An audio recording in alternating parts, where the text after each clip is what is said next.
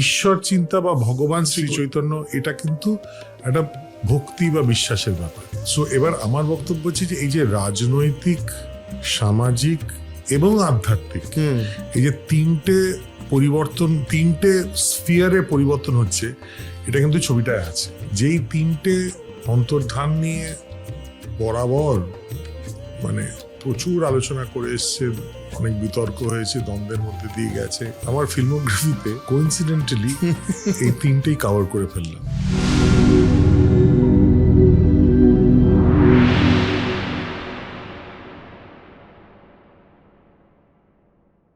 একটা সময় যখন আসছিল যে যখন অন্য একটি ধর্মের শাসন ব্যবস্থা চলছিল, সেই সময় অনেকের চোখে যে হিন্দু ধর্মকে কার্যত রক্ষা করেছেন এবং নিম্নবর্গের যারা হিন্দু, যারা অত্যাচারিত ছিল ওই সময়, যেটা আপনি সাম্যবাদের বাণী বলছিলেন, সেই সামাজিক স্পিরিটটা নিয়ে এসেছিলেন চৈতন্যদেব। তা আপনার চোখে ভগবান শ্রী চৈতন্য বড় নাকি সোশ্যাল রিফর্মার শ্রী চৈতন্য বড়? না, আমি না এইটার কম্পিটিশনে মনে হয় না যা কোনো জায়গা আছে যে কে বেশি বড়। আমার মনে হয় যত মত তত পথ, দুটোই সত্যি। মানে দুটো একসাথে সমান্তরাল ভাবে সত্যি। যেরকম অনেক কিছুই হয়, এটাও তাই। মানে দেখুন, আমি নিজে ঈশ্বর বিশ্বাসী, ঠিক আছে? আমি ঈশ্বর বিশ্বাসী এবং আমি এটা মনে করি যে there is a supreme being, ঠিক আছে? এবার চৈতন্য সেই সুপ্রিম বিইং এর অংশ কিনা, সেইটার থেকে আমার কাছে বেশি ইম্পর্টেন্ট হলো যেই ঐতিহাসিক এবং সামাজিক প্রমাণ আমরা পেয়েছি। যেই কথাটা আপনি বললেন, সেই কথাটার তো দলিল আমাদের সামনে আছে। এটা তো একদম ঠিক কথা। মানে সেটা যে হয়েছিল, এবং সাম্যবাদ এবং জাতপাত এবং মানুষের বিভেদ ঘোচানো, এবং সেখানে একটা খুব ইম্পর্টেন্ট জায়গা হয়ে উঠছে সঙ্গীতের, কীর্তন, সংকীর্তন। সেটাও অনেকটা ডিফাইন করছে আমাদের উপমহাদেশে সাংস্কৃতিক একটা লেগেসি, সাংগীতিক একটা লেগেসি। তো সেই প্রামাণ্য দলিলটা তো আমি ওটাকে অবভিয়াসলি এগিয়ে রাখবো। ঈশ্বর চিন্তা বা ভগবান শ্রীকৃষ্ণ, ভগবান শ্রী চৈতন্য, এটা কিন্তু একটা ভক্তি বা বিশ্বাসের ব্যাপার। কিন্তু অন্য যে তথ্যটা আপনি বললেন, সেটা কিন্তু তার যে প্রামাণ্য দলিল, সেইটা কিন্তু অ্যাকচুয়ালি ইতিহাসের নথি হিসেবে নথিভুক্ত। একদমই না, আমি বলছিলাম which is more important আমাদের ইম্পর্টেন্ট। দেখুন, আমার মানে স্পিরিচুয়াল দিক থেকে অবভিয়াসলি ভগবান শ্রী চৈতন্যদেব বেশি ইম্পর্টেন্ট, কিন্তু আবার ঐতিহাসিক বা সামাজিক দিক থেকে তার সামাজিক যে তার প্রতিফলন বা তার কাজের বা তার বাণীর যে প্রতিফলন, সেটা বেশি ইম্পর্টেন্ট। সেই মানে একই জিনিস দুটো গোষ্ঠীকে দুরকম ভাবে এফেক্ট করছে, এবং এই যে এফেক্ট করছে, দুটোই কিন্তু এক ধরনের উত্তরণ। একটা আধ্যাত্মিক উত্তরণ, একটা সামাজিক উত্তরণ। এবার কোন উত্তরণটা বেশি গৌরবময় বা মহিমাময় সেটা বলা খুব ডিফিকাল্ট, কিন্তু দুটোই ঘটেছে। এবং একটা হয়তো প্রামাণ্য দলিল হিসেবে ঘটেছে ইতিহাসের পাতায়, অন্যটা বিশ্বাসের ক্ষেত্রে। একদমই তাই। এবং ইনফ্যাক্ট উনি যখন বাংলায় সবে ওনার নাম বহু মানুষ শুনছে, তখন একটা রাজনৈতিক পট পরিবর্তনের মধ্যে দিয়েও বাংলা চলছে। আমি নাম মনে করতে পারছি না, একজন হিন্দু রাজার ছেলে, তিনি মুসলিম ধর্ম নিয়ে শাসন ব্যবস্থায় আসছেন। কারেক্ট। সো এবার আমার বক্তব্য হচ্ছে যে এই যে রাজনৈতিক, সামাজিক এবং আধ্যাত্মিক, এই যে তিনটে স্ফিয়ারে পরিবর্তন হচ্ছে, এটা কিন্তু ছবিটায় আছে। এই ছবিটা কিন্তু সেটা আমি ক্যাপচার করে রেখেছি। আমি এই নিয়ে এখন বেশি এই জন্য বলতে চাই না, বিকজ আমি চাই মানুষ দেখুক। অবশ্যই, মানে বাট আমার বক্তব্য হচ্ছে যে আমরা শ্রী চৈতন্যদেবকে বহুমাত্রিক ভাবে দেখেছি এই ছবিটা। যা যা পয়েন্ট আপনি কভার করলেন, প্রত্যেকটা পয়েন্ট আমরাও কভার করেছি, এবং সেখানে যেরকম ভগবান শ্রী চৈতন্যদেবের দিকটাও দেখানো হচ্ছে বা ধরা হচ্ছে, সেই ভক্তির দিকটাও ধরা হচ্ছে, একই সাথে সাথে রাজনৈতিক পটভূমিকা পরিবর্তনের দিকটাও ধরা হচ্ছে, এবং তার সাথে সামাজিক বিপ্লবের দিকটাও ধরা হচ্ছে। এবং সামাজিক বিপ্লবের দিকটা অবভিয়াসলি সঙ্গীতের মাধ্যমে আরো বেশি করে ফুটে উঠছে। বঙ্গ আর উৎকলের একটি দ্বন্দ্ব থাকে, মানে দর্শকদের সুবিধার্থে উড়িষ্যা।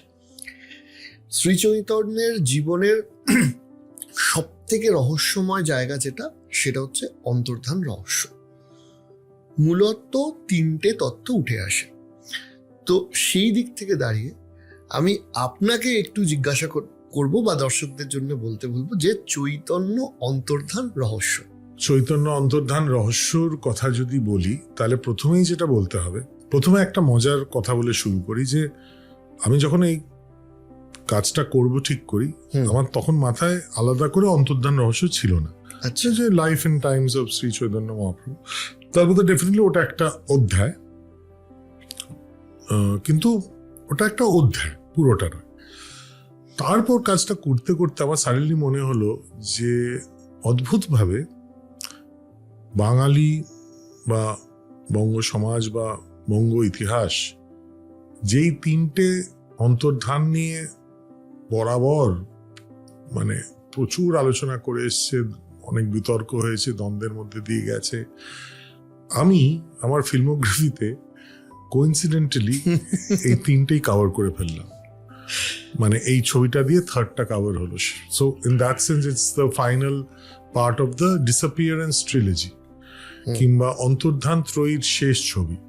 শুরু হয়েছিল এক যে ছিল রাজা দিয়ে 2018, ভাওয়াল সন্ন্যাসীর অন্তর্ধান, যেটা বাংলা তথা পৃথিবীর জুডিশিয়াল এবং মানে লিগাল ইতিহাসে ইম্পস্টার বা ডিসঅ্যাপিয়ারেন্স, তারপরে মানে ক্লেম অফ অ্যান ইম্পস্টার, এই ধারার যা যা কোর্ট কেস আছে, সেই কোর্ট কেসের একটা মানে ধ্রুবতারার মতো তার ভার্ডিক্ট এখনো সাইট করা হয় আর কি। তারপর অবভিয়াসলি 2019-এ এলো গুমনামি। ওইটা আপনার ওই সিনেমাটা আমাকেও একটা খুব, আমাদের চ্যানেলেও খুব একটা হিট এপিসোড, তার ইন্সপিরেশন দিয়েছে। ইনফ্যাক্ট আপনার আর আপনি আর প্রসেনজিৎ চট্টোপাধ্যায় এবিপি আনন্দের যে সাক্ষাৎকার, বিতর্কিত বা হাই টিআরপি সাক্ষাৎকার, আমি পুরোটা দেখেছিলাম ওই সময়। হাই টিআরপি সাক্ষাৎকার, অ্যাবসলিউটলি। তো যাই হোক, তো সেই 3টে থিওরি নিয়ে গুমনামি হয়েছে। মানে আমি ফার্স্ট চন্দ্রচূড় বাবুকে ফোন করে বলেছিলাম যে আমি গুমনামি দেখেছি, আমি সিনেমাটা দেখেছি, আর আমি ওই সাক্ষাৎকারটা দেখেছি, অ্যান্ড মিলিয়ন ভিউজ হয়েছে। স্বাভাবিক যে ক্যারেক্টারকে নিয়ে সেটা করা। যাই হোক, আপনাকে তো এবার এই 2019-এ ওইটা হলো গুমনামি। এবার ইন্টারেস্টিংলি এটা কিন্তু 2020-তে হওয়ার কথা ছিল এই ছবিটা। আচ্ছা, আমি কিন্তু 2019-এ স্ক্রিপ্ট লিখে রেডি করে 2020-তে এটা অ্যাকচুয়ালি আমাদের ফ্লোরে যাওয়ার কথা ছিল।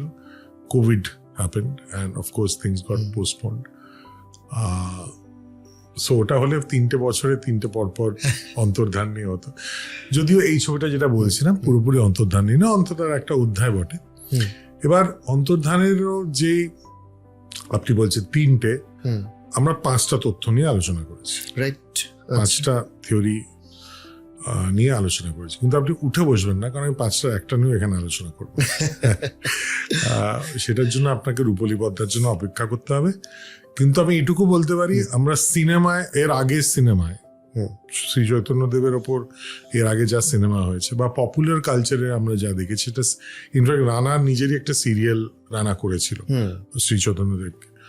সো সেখানে যে থিওরিগুলো আলোচিত আছে সেই থিওরিও আছে, যে থিওরিটা খুব বিতর্কিত সেই থিওরিটাও আছে, যে থিওরিতে মানে বাংলা এবং উড়িষ্যার মধ্যে একটা বিবাদের দ্বন্দ্ব সেটাও আছে, একটু কম পপুলার দুটো থিওরিও আছে। So everything has been covered. আমি এইটুকু বলতে পারি, ছবিতে সব দিক কভার করা হয়েছে, সব দিক আলোচনা করা হয়েছে। এবং এখানে আমার একটা সুবিধে ছিল। সুবিধাটা হলো আমার কভার করার জন্য 3টে টাইম লাইনও ছিল, রাইট? সো ওটা একটা খুব বড় অস্ত্র একজন কথকের কাছে, একজন স্টোরি টেলারের কাছে। 3টে টাইম লাইন এবং 3টে মিডিয়ামও, একটা রিয়েল লাইফ, একটা প্রসিনিয়াম, একটা ফিল্ম। 3টে টাইম লাইন, 3টে মিডিয়াম, 5টা থিওরি। এবার এইভাবে আমরা অ্যাকচুয়ালি আমি 5টা বলবো না, আমরা 4টের ওপর বেশি জোর দিয়েছি। ফিফথটা নিয়ে ইন দ্য পাসিং একটা মেনশন আছে, খুব ডিটেলে কিছু জানি, কিন্তু মোটামুটি যা যা পপুলার যা যা থিওরি সেগুলো কিন্তু কভার করা আছে।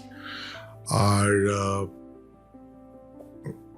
অন্তর্ধান রহস্য, বা শুধু এটা অ্যাকচুয়ালি অন্তর্ধান রহস্যের ব্যাপার না, যে কোনো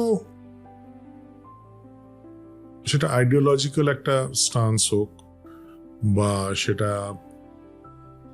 কোনো কথক বা স্টোরি টেলারের একটা স্ট্যান্ড নেওয়া হোক, যাই হোক, যে কোনো দৃষ্টিভঙ্গিতেই যদি দেখি, আমি কিন্তু ওই চোখে আঙুল দিয়ে বলে দেওয়া খুব একটা বিশ্বাসী নই যে এটাই ঘটেছিল।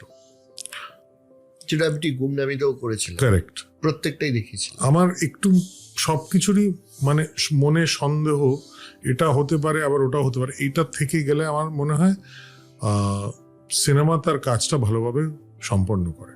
কারণ আমার মনে হয় ভালো সিনেমার কাজ কিন্তু উত্তর দেওয়া না, প্রশ্ন করা, ঠিক প্রশ্নটা করা, রেলেভেন্ট প্রশ্নগুলো করা। এবার উত্তর কি একদমই থাকছে না তা নয়, আমি সেটা আমি ক্লেমও করছি না, কারণ আমি একজন মানুষ, আমার চিন্তা ভাবনা আছে, আমার যুক্তি আছে, আমার কিঞ্চিত পড়াশোনা আছে, সো আমি আমার কনক্লুশনে অবভিয়াসলি পৌঁছবো, কিন্তু আমি সেই কনক্লুশনটা কখনোই অডিয়েন্সের মাথার উপর দাগিয়ে বা চাপিয়ে দিতে চাই না। কিন্তু সেটা সিনেমায় থাকবে, সেটা গুমনামিতেও ছিল, সেটা এক যে ছিল রাজাতেও ছিল, যে আমার কি মনে হয়। কিন্তু সেটার জন্য একটু রিডিং বিটুইন দ্য লাইন্স দরকার। সেই রিডিং বিটুইন দ্য লাইন্স যারা করবেন, তারা যেরকম এক যে ছিল রাজা বা গুমনামির পর আমার ইনবক্সে লিখেছেন, আপনি তো এইটা বিশ্বাস করেন, তাই না? আপনি তো দেখিয়েছেন সবই, কিন্তু আপনি ব্যক্তিগতভাবে তো এইটা বিশ্বাস করেন, তাই না? আমি শিওর এখানেও একটু ডিসার্নিং যারা একটু দুটো সংলাপের মাঝখানের নিস্তব্ধতাটাকেও পড়তে পারেন, সেই নিস্তব্ধতাটা পড়ে আমাকে নিশ্চয়ই ইনবক্সে বলবেন বা মেসেজ করবেন, এবং আমি তখন জবাব দেব। আমিও মেলাবো যে আমি যেটা বিশ্বাস করি সেটা আপনি বিশ্বাস করেন। অ্যাবসলিউটলি।